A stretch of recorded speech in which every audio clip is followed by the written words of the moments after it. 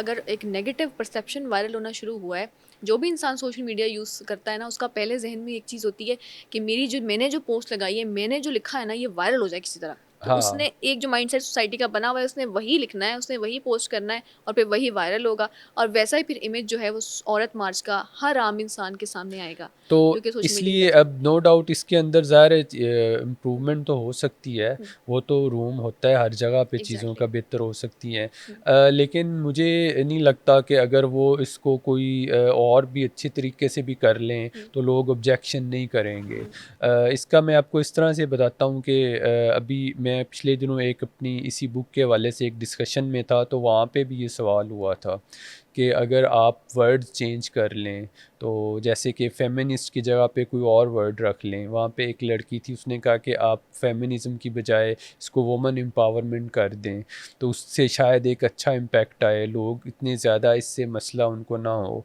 तो मैंने उनको कहा था कि देखें, वुमेन एम्पावरमेंट जो है ना, वो एक एक उसका आप कह लें कि सेगमेंट है, और फेमिनिज़्म तो पूरा एक स्कूल ऑफ थॉट है ना। अब आप उसको उससे रिप्लेस तो नहीं कर सकते। और चलें हम अगर वर्ड चेंज भी कर दें, जैसे कि वहाँ पे एक सजेशन है कि उर्दू का कोई वर्ड रख लें। मुझे भी कहा गया कि आप आपने फेमिनिस्ट का वर्ड यूज़ किया, तो इस पे उर्दू का वर्ड कर लें। तो मैंने कहा उससे कोई इतना ज़्यादा फ़र्क नहीं पड़ना था। और मैं तो चाहता ही ये हूँ कि ये फेमिनिज़्म या जो फेमिनिस्ट है, ये इतना ज़्यादा इसके ऊपर बात हो कि लोगों को पता चले इसके बारे में, और फिर वो इसको समझें, फिर वो उसके ऊपर अमल करने की कोशिश करें, खुद फिर से वो अपने सर्च आउट आप को करें। चेंज करें, हुँ, जैसे मैंने कोशिश की है वैसे वो भी करें। तो इसलिए ये कोई इतना वो नहीं है कि आप भी अपनी अप्रोच इस तरह से चेंज कर लें। हाँ, ये है कि आपको थोड़ा-सा जो है ना टोन अपनी उसको अगर आप कह लें कि मेंटेन करने की मेंटेन ज़रूरत है। करने की ज़रूरत है। या मैंने ये देखा है कि कुछ लोग जो इसको अगर करते हैं इसकी बात, तो वो ना रिलीजन को बहुत ज़्यादा टारगेट करते हैं। और हमारे जो आपको पता है लोग सेंसिटिव हैं रिलीजन के हवाले से, तो मेरी हमेशा कोशिश होती है कि मैं रिलीजन को टारगेट नहीं करूं, बिला वजह, सिर्फ इस वजह से कि मैं फेमिनिज़्म को अगर प्रमोट कर रहा हूं या मैं इसको सही समझता हूं, तो अब ये ज़रूरी हो गया है मेरे ऊपर कि मैंने रिलीजन को भी टारगेट इवन करना है। फेमिनिज्म को, ख़वातीन की आज़ादी को, वुमेन एम्पावरमेंट को ख़वातीन के कपड़ों के साथ क्यों जोड़ा जाता है, मुझे आज तक ये बात समझ में नहीं आई कि क्यों आप कहते हैं कि अगर उसने दुपट्टा नहीं लिया हुआ तो वो आज़ाद है, उसने अगर लिया हुआ है तो वो नहीं है। हर इंसान की अपनी एक मर्ज़ी है, क्या उसकी ये पर्सनल चॉइस है कि अगर वो हिजाब करे, वो रिलीजियसली चले तो भी। इवन मैंने शायद कुछ जगहों पे देखा भी, अगर मैं औरत मार्च का हवाला दूँ, तो कुछ स्लोगन्स इस तरह के देखे भी सही, शायद वो एडिटेड थे, I don't know, may be. लेकिन इस तरह की चीज़ें जब इंटरव्यूज़ हो रहे होते हैं, स्पेशली औरत मार्च में, कुछ ख़वातीन शायद बहुत ज़्यादा वो जो अपने अंदर का एग्रेशन होता है ना, वो निकालने की कोशिश कर रही होती है। जब उनसे कोई इंटरव्यू करने आता है, तो पहली सवाल जो रिपोर्टर है, शायद उसकी तरफ से भी गलती है, वो यही करते हैं कि आपने कपड़े किस तरह के पहने हुए हैं? तो वो मेरी मर्ज़ी है, मैं जो मर्ज़ी पहनूँ। वही बात आ जाती है, मेरा जिस्म मेरी मर्ज़ी। अब मेरा जिस्म मेरी मर्ज़ी, आप इसको किस तरह से देखते हैं? क्या ये दुरुस्त है? जी बिल्कुल, ये दुरुस्त है। और मैंने इसमें एक मज़मून लिखा है जिसका टाइटल है मेरा जिस्म मेरी मर्ज़ी क्यों नहीं। और उसमें मैंने यही बताया है कि हमारे यहाँ इस स्लोगन के साथ भी जो मिसकंसेप्शंस पाई जाती हैं, जो ये समझ लिया जाता है कि शायद इसका मतलब ये है कि जो ख़वातीन हैं बस वो अब जो उनका दिल करे वो जैसे मर्ज़ी नंगे कपड़े पहन के वो घूमेंगी बाहर, और या इसका मतलब ये लिया जाता है कि वो अपनी मर्ज़ी से रिलेशनशिप बनाएँगी और वो बेहयाई में जाएँगी, और इससे जनाब हमारी जो फ़हाशी वो प्रमोट होगी और ये हुँ, सारी चीज़ें। हुँ, तो इसका हरगिज़ ये मतलब नहीं है। हुँ। इसका मतलब ये है कि जैसे मैं एक मेल हूँ, मैंने ये कपड़े पहने हुए हैं, तो मुझे इन कपड़ों की वजह से कोई जज नहीं करेगा। ओके।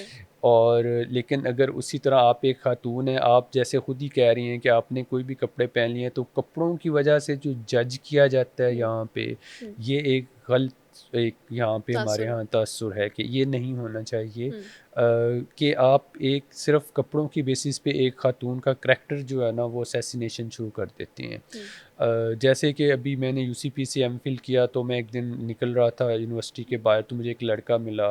तो उसने मुझे कहा कि आपको लगता है कि यहाँ पे जो लड़कियाँ हैं ये पढ़ती भी हैं? तो मैंने कहा क्या मतलब? तो वो कहता है कि इनके कपड़े आप देखें, ये तो फ़ैशन शो में आई हैं। हुँ। तो ये पढ़ाई तो ऐसे नहीं होती। तो इसी तरह जो भी खातून थोड़ा-सा इस तरह का अपनी मर्ज़ी के कपड़े वो पहन लेती है, उसके बारे में बातें शुरू हो जाती हैं कि वो ऐसी है, वो वैसी है, इस तरह की होगी, वैसी होगी। तो ये जो एक चीज़ है, ये बहुत गलत है, ये नहीं होनी चाहिए। उनको अगर और ये भी कोई गारंटी नहीं है कि अगर किसी खातून ने जो है वो पर्दा किया हुआ है, तो वो कोई इस तरह का काम नहीं कर सकती। तो वो भी कर सकती है, तो ये चीज़ नहीं होनी चाहिए। दूसरा मेरा जिस्म में मैं अब एक मर्द हूँ, तो मेरा जो जिस्म है, अब मेरी मर्ज़ी से कोई उसको टच नहीं कर सकता। ओके। मेरी मर्ज़ी के बगैर कोई इसको घूर नहीं सकता। तो मैं ये चाहता हूँ कि जो औरत है उसके साथ भी, लड़कियों के साथ भी ऐसा ही होना चाहिए कि उनकी मर्ज़ी के बगैर कोई उनको टच ना करे, कोई उनको घूरे ना, कोई उनका रेप ना करे, कोई उनको डोमेस्टिक वायलेंस का शिकार ना आवाज़ ना बनाए। कसे। हाँ, वाज़े ना कसे उसके ऊपर, ठीक है? ये सारी चीज़ें जो है ये मेरा जिस्म मेरी मर्ज़ी में ही आती हैं, और अगर वो ना कर दे तो उसकी ना को भी वैल्यू दी जाए। Exactly, saying no. हाँ, हाँ, से नो हुँ, को समझा हुँ, जाए, हुँ, ठीक है? अब उसकी मर्ज़ी है ये, हुँ, ना कि इसका ये मतलब है कि जो है वो ये चाह रही है कि वो अब हर तरह से आज़ाद हो गई है, हुँ।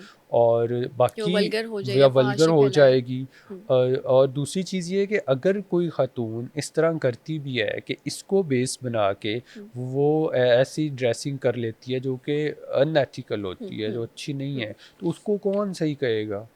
उसको तो कोई भी हमारी सही नहीं कह सोसाइटी के सकता। लिहाज से भी ठीक नहीं है, हमारे रिलीजन के लिहाज से भी एग्ज़ैक्टली। अगर वो ठीक नहीं है, जब एक चीज़ को आपकी सोसाइटी ही एक्सेप्ट नहीं कर रही, आप एक उस इलाके में नहीं हैं, तो मेरे ख़्याल से दायरों का ख़्याल रखना हाँ, चाहिए। वो तो सबको रखना चाहिए, हाँ। लेकिन मेरा जिस्म मेरी मर्ज़ी का ये मतलब हुँ, नहीं होता बिल्कुल हुँ। भी मेरा कि जैसे मेरी मर्ज़ी का आपका आपका कहने का मतलब है कि एक बॉडी पे हर इंसान को अपनी बॉडी पे राइट है कि उसको एक्सप्लॉइट ना किया जाए, एग्ज़ैक्टली, बेसिकली।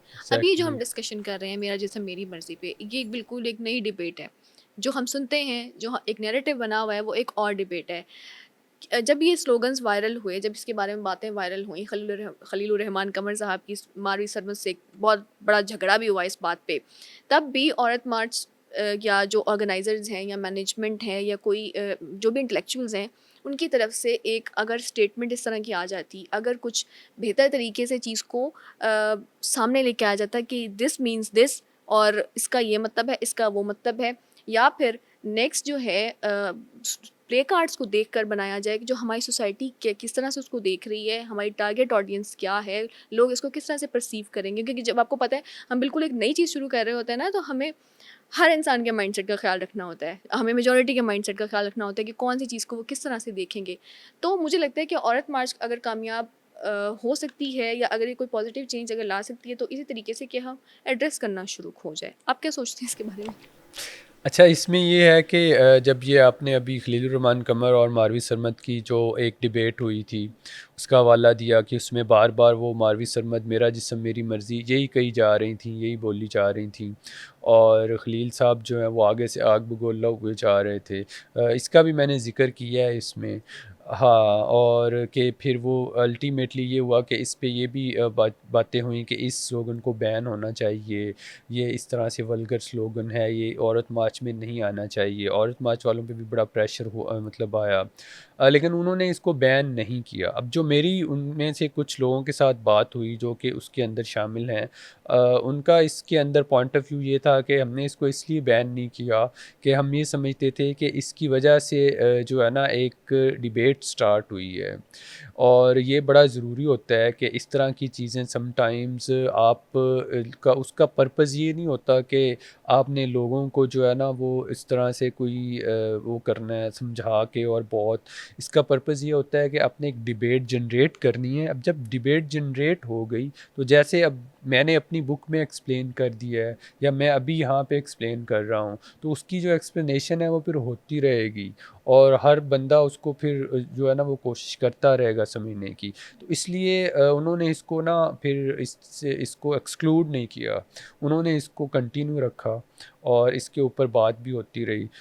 और फिर वही हुआ कि अल्टीमेटली खलीलुर रहमान साहब जो है ना वो अपने इसी उसके अंदर ही आके फंस गए, इसी जिसको वो नारे को वो कर रहे थे, और उसकी वजह से काफ़ी उनकी जो है वो फिर एक रिसेंट केस हुआ था उनका रिसेंट एक केस काफ़ी हुआ था। अफ़सोसनाक, जो कि नहीं होना चाहिए था।